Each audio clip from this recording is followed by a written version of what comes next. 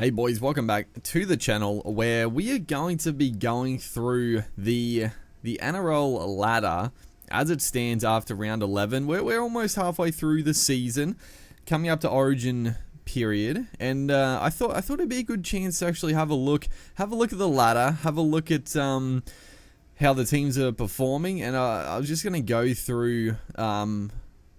go through quickly each team, give my sort of thoughts on where I thought they were going to be at this stage, how they're going.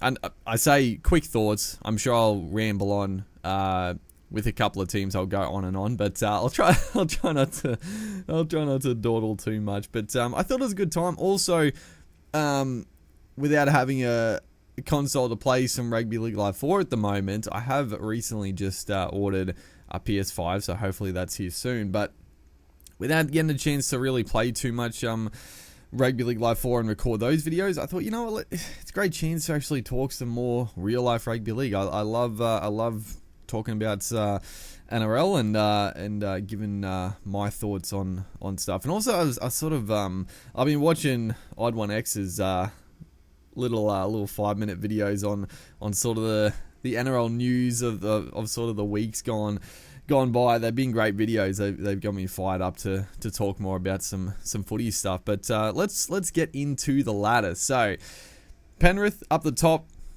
you know, not much to really be said about Penrith. The first couple of weeks of the season without Nathan Cleary was sort of the only time you sort of thought maybe that they'll get off to a bit of a slow start. That's not what happened. Obviously, Sean O'Sullivan came in, played outstanding, and yeah, they've sort of just they've continued where they left off. They've pretty much been unaffected with injury. Obviously, Toto was out for a bit of an extended period, but they've been pretty fortunate in terms of, you know, no real suspensions or too many injuries to talk about. So, you know, and they're playing great footy. They're just doing what they do best. And let's be honest. I mean, I'll talk a bit. The Penrith, I'm a bit of a hot take, but I think next year they're gonna struggle.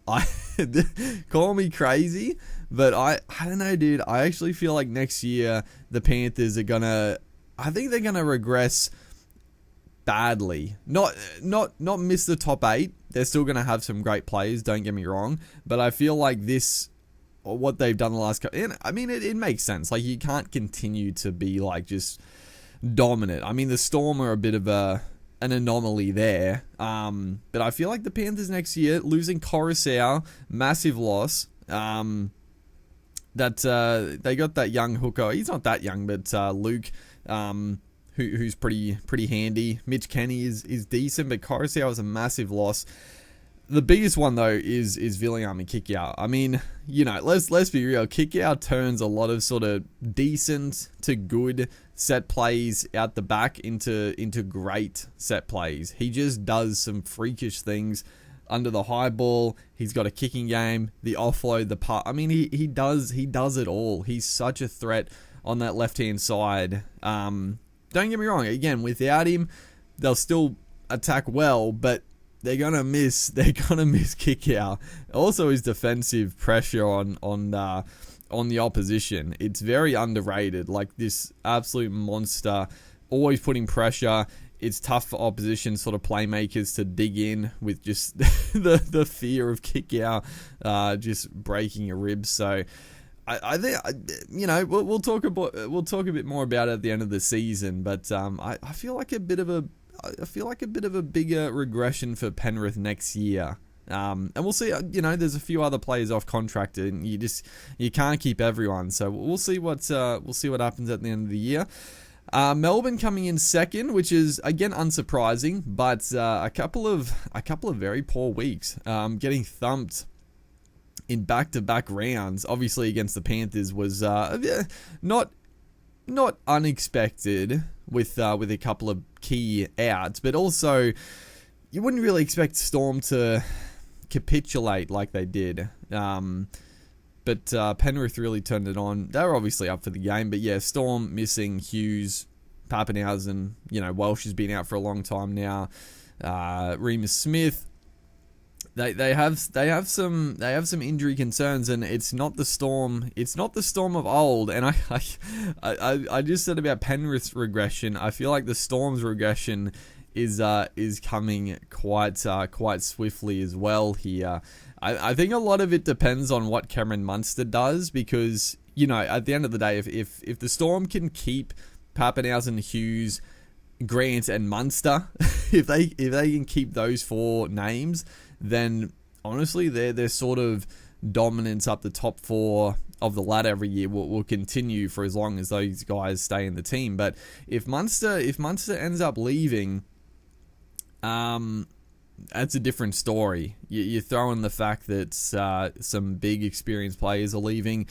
It's I think a lot of it rides on Munster. But yeah, the Storm have been good. The other part with them sort of this year, couple of key injuries. They don't, it's probably the one year that they haven't had sort of that next superstar coming through. I mean, last year when they had Papenhuyzen injured, they had Nico Hines to come in and play fullback. This year, I mean, they've got some handy replacements. I mean, Nick Meaney can fill in at fullback and does a pretty good job, but they don't have the depth of years gone by. So I'm sure some more will pop up over the course of the season. But it's sort of showing that without their key, missing a couple of key name players, they come back down to the field pretty drastically. So a couple of bad losses for the Storm. The Cowboys coming in third on the ladder. Oh my god! So now I didn't expect the Cowboys to be in the top four. I definitely wasn't tipping them for the spoon. I'll probably another fun little video after this one. I might actually go through and try to find like as many of sort of the higher profile media and ex players sort of predictions for the top 8 for 2022, because I feel like most of them had the Cowboys in 16, or at least like 14 to 16. They had them languishing in the bottom. I didn't do like a proper top 8, but I had them on the cusp of the 8. I was like anywhere from like 8 to 12. I was sort of thinking, but they honestly, and you look on paper, it is a good team. I still I had no respect for Chad Townsend, but honestly, he's done a great job. He's not a flashy half. You look at the stats after every Cowboys game, and honestly, most games he doesn't even run the footy. He's got no running meters. He just gives good service. He's got a decent kicking game, and defensively he does a really good job. And I think that's the key for the Cowboys, is that their defense has been really good. And it was such a turnaround, because at the start of the year they were awful. Like their defense was pretty good at the very start of the year, but their attack was terrible, and it didn't look good. But it's clicked. They're young guys coming through. They have talent all across the park. Some very good outside backs. I mean, Holmes has sort of found his spot in centre. Tamalolo, unfortunately, he's had a little knee injury this week, but he's getting back to his best of a few years ago. And the forward pack, they got so many young good forwards. Like, you look at the pack on paper, and they don't have like these sort of over the hill players that a lot of clubs have at the moment. Man, it's good. Even the bench, like that Griffin Neem coming off the bench, looks like quite the middle forward as well. So yeah, good signs for the Cowboys going forward.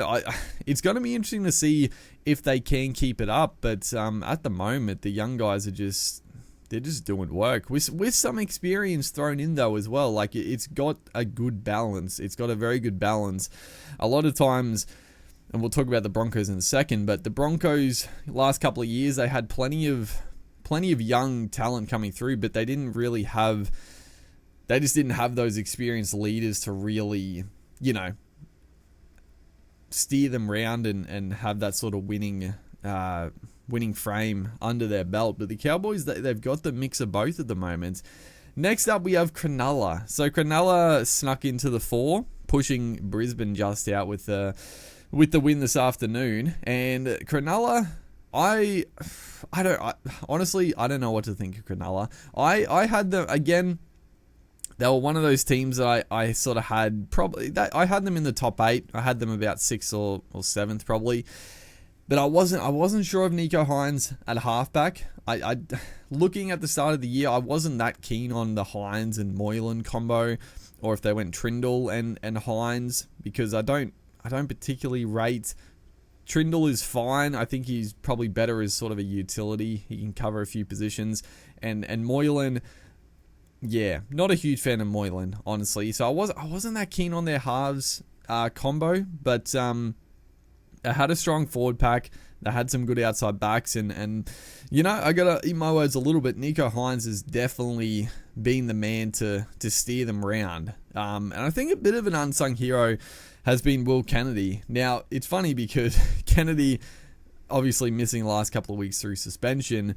The young fella, well, not, what's he like, 26, 27? Miller, the ex-rugby sevens Olympic freak, has played his first game at fullback, looked real good. And I see on Twitter so many people are talking, I think a lot of people are joking, but I feel like a lot of people are being serious that Kennedy is not that good, and Miller should be the fullback.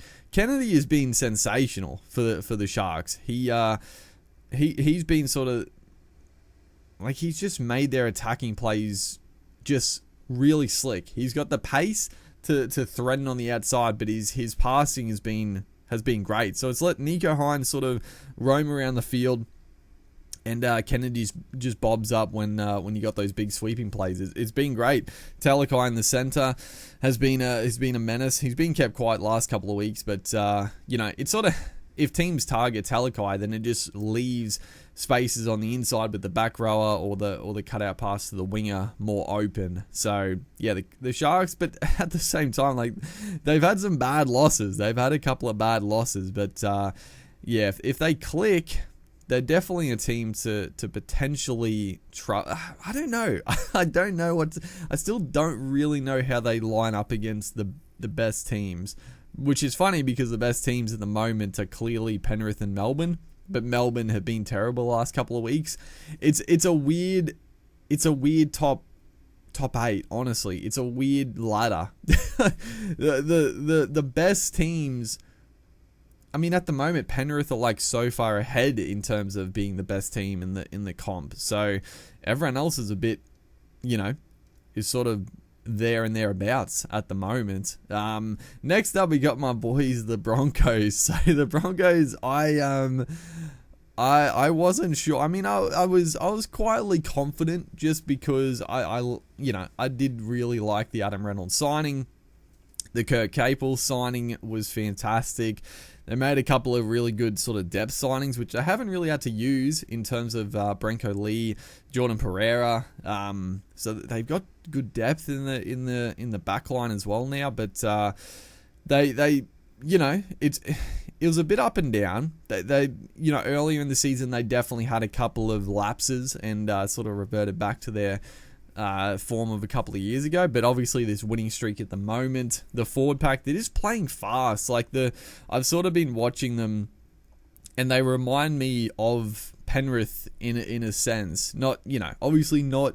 They're not playing as good as Penrith, but they're just playing fast. Like, their forwards are just coming onto the ball quickly, quick play the balls, getting it out to the edges, nice and quick, getting Herbie some nice. I mean, Herbie's been he's been the absolute danger, man. Katoni Staggs has had some brilliant moments, but Herbie Farnworth has been, I think he's been easily the best backline player. Obviously, apart from Reynolds, but he's been sensational.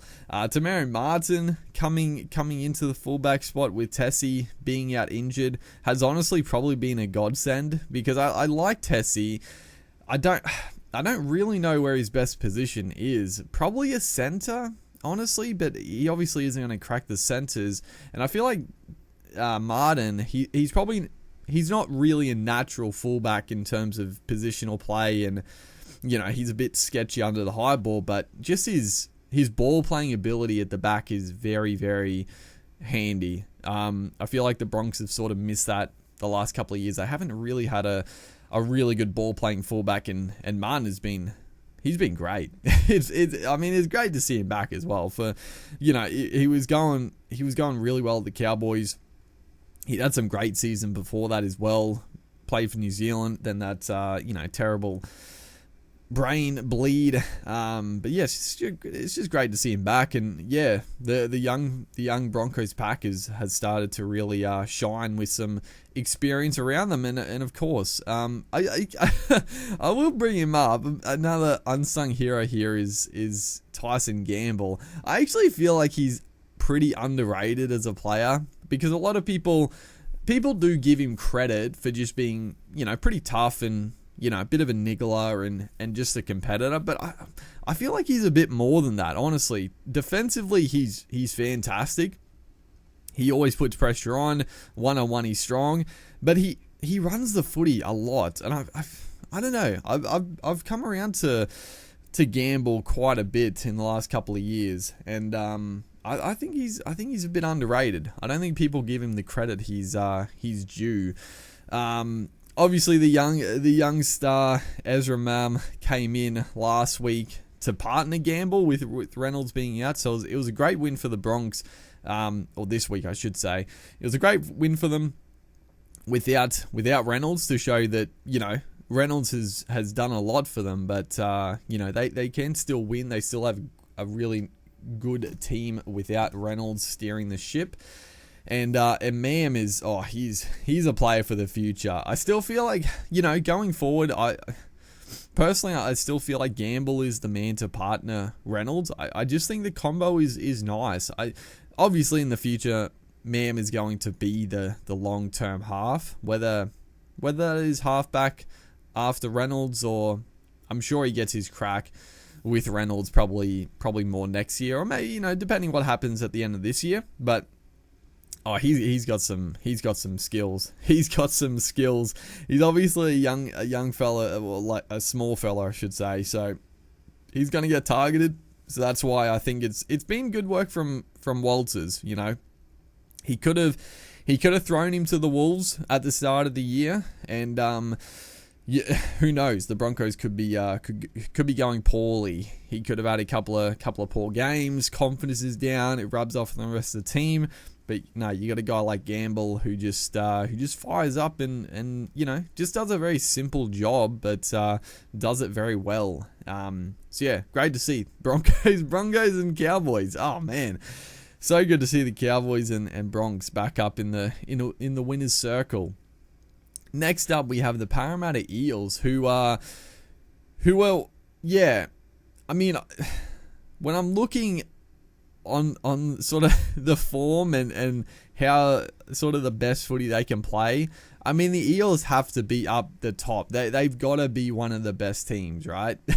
On their given day. I mean, they beat the Panthers, they beat the Storm. They still have a very good team. If everything clicks, if things are going well for the Eels, there's not too many better teams in the comp to watch. They're just they can get things moving pretty quickly. But the flip side, when they've been challenged, they can produce some poor performances. I don't know. They should be better than they are. They really should be better than they are, the Eels. I don't know. I mean, they're on 14 points. Let's not go crazy. They're only 2 points away from Melbourne and the Cowboys. So I still think the Eels are going to finish in the top 4. I'd be very surprised if they didn't. And yeah, I mean, the Eels have been good. I think people talk about premiership windows all the time, and I do agree that the Eels, they've had their best couple of chances for a premiership, the last couple of years and probably this year as well. So I think they need to click it into gear. It's weird because the Eels, like the last couple of years, were sort of known as they'd beat up on the weaker sides, and then at the big occasion they'd be a bit of a choking type team. But this year they've played worse against the worst teams, and then they've come out all guns blazing against the against the best teams, which is good. I mean, if they can continue that into the finals, then they'll be going well. But yeah, the Eels, I mean, they're a danger team. Any team that plays them would feel like this is going to be a tough game. I don't like a lot of their plays, but I like their team balance. Like, it's just a really good forward pack, good outside backs, although, they've had a few injuries in the outside backs, which has also sort of contributed. They're going to get Mike Acevo back pretty soon, which is a huge boost for them. And the halves pairing of Moses and Brown, I guess that's one thing to mention. Brad Arthur, come on, man. I know he's your son, but Jake Arthur is not. He's nowhere near NRL level. He's barely A-League level, first grade level. Come on. And it coincided with the Eels playing at their worst was when Brown was shifted to the centres. And I know a few people were defending it, saying that they had no other choices, but really? They had no other choices? I just don't buy that. They definitely had. They would have had a couple of edge back rollers that could have gone into the centre and did a job. I'm sure they had a couple of young outside backs that could have just come in for a couple of games. It was a bad move. It was a bad move. Brown back into 5'8". He's been great. I love Dylan Brown. I don't like the Eels, but I do love Dylan Brown. Very good player. Honestly, he's very similar to Cameron Munster, the way he plays. Then we have the Sydney Roosters on 12 points, coming 7th on the ladder. They have been. I'm actually a little surprised that they're coming 7th, because they've been pretty awful. they've been pretty rubbish, and for the team they have, they shouldn't be this bad. I mean, I definitely had the Roosters in my top 4, and I wouldn't be shocked if they get on a bit of a roll, if things start to click and they end up getting into the top 4 at the end of the year. But I don't know. There's some issues. There's some issues at the Roosters for sure. I think the forward pack is starting to get. I don't even know. Like, the forward pack is weird because half of it you think, they're starting to get a bit over the hill, but they have heaps of young forwards coming through. They've got Collins. Their bench is primarily like youngsters on the bench who I don't know. I don't really rate too many of those guys they have on the bench at the moment. Probably the Terrell May who debuted. He actually looked pretty good, so they might have a good one there in the young May brother.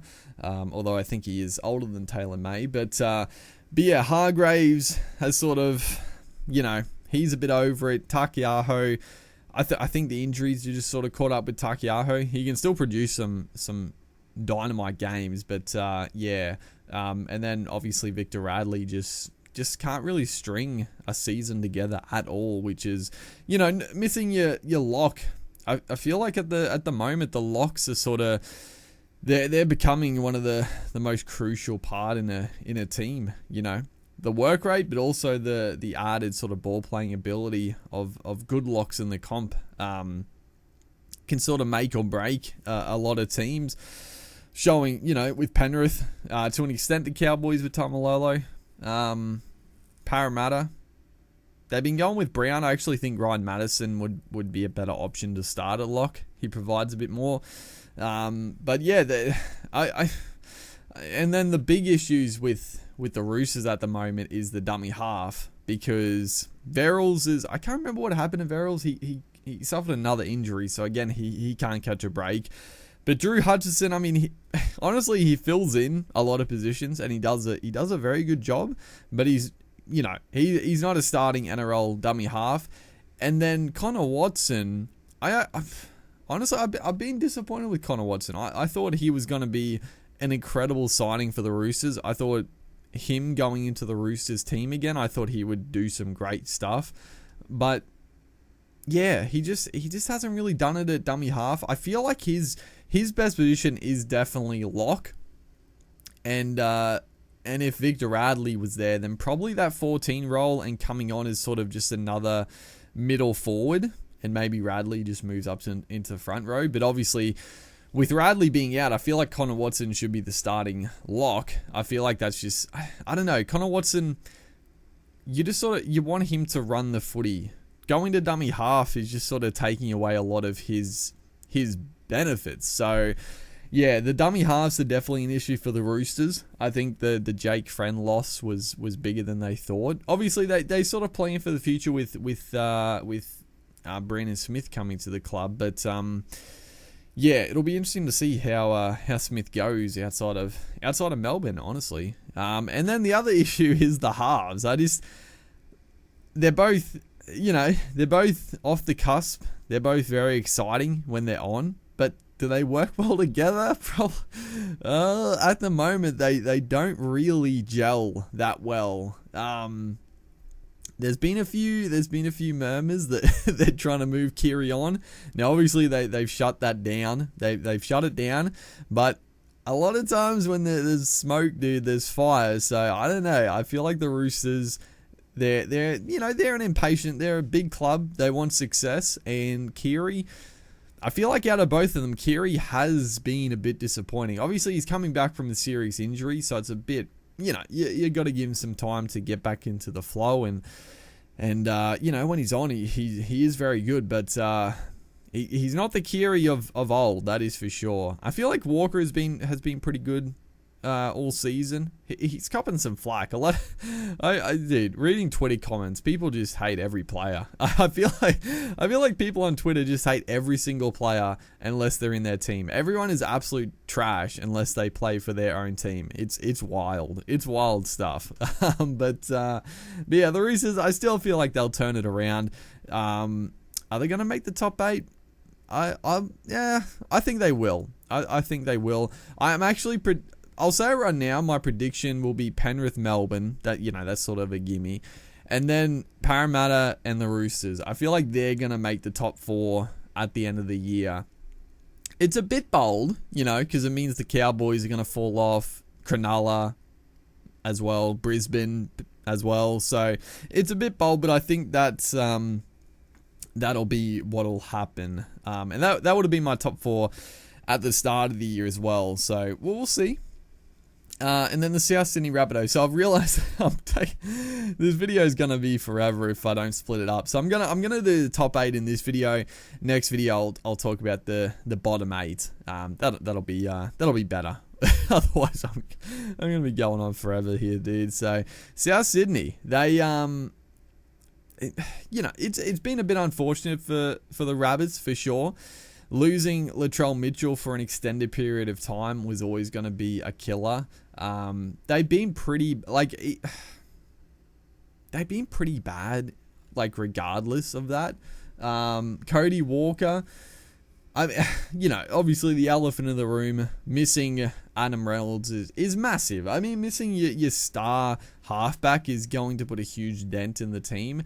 And did they make the right call? Should they have prioritized Reynolds or Walker? I mean, it's not as simple as just one or the other, but if you had to choose, come on, you'd obviously choose Adam Reynolds over Cody Walker. I feel like Walker, when things are going well, Walker is absolute dynamite, but when things aren't going well, you don't really want Cody Walker in the team. He's not one for adversity, I'll say, Cody Walker. And just their plays, they haven't been slick. I've watched most of their games, and even there's been a couple of times where they've had a man advantage or they've had all the footy. And on years gone by, their left side sweeping plays would be slick. That they would just always seem to create numbers. But this year they just haven't hit the mark. There's been times where they've had overlaps, but there'd be passes going behind Johnston. They'd be hitting the deck. He'd be dropping them. It just hasn't been slick. I don't know. The Rabbits. It's been a tough start to the year. Like I said, with Mitchell and now with Cameron Murray as well. It seems like Murray's going to be back a little bit sooner than expected, which is massive. I mean, Murray Murray is he the bigger loss? Maybe. I don't know. That's tough. Mitchell or Murray? I don't know. I feel like probably Murray is the bigger loss than Mitchell, because Murray provides so much more for Cook, right?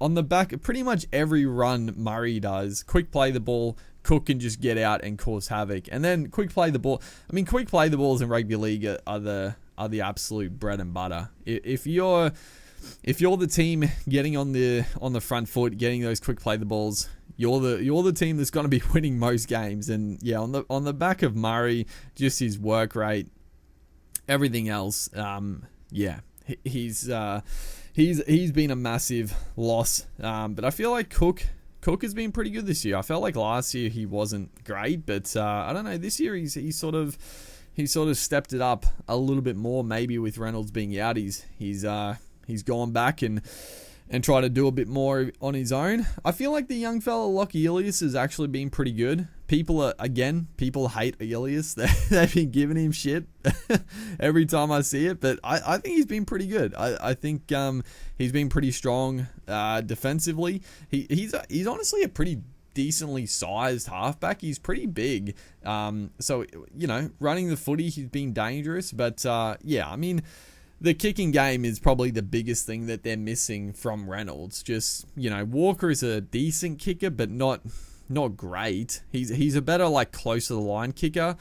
For distance, not the best. And then Ilias, not anything special either. So that's probably what they're missing the most out of Reynolds. So yeah, that's the top 8.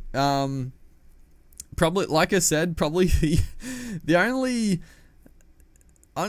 Honestly, the two big surprises there are the Cowboys being in 3rd and probably Brisbane being in 5th, and Parramatta and Roosters being down lower.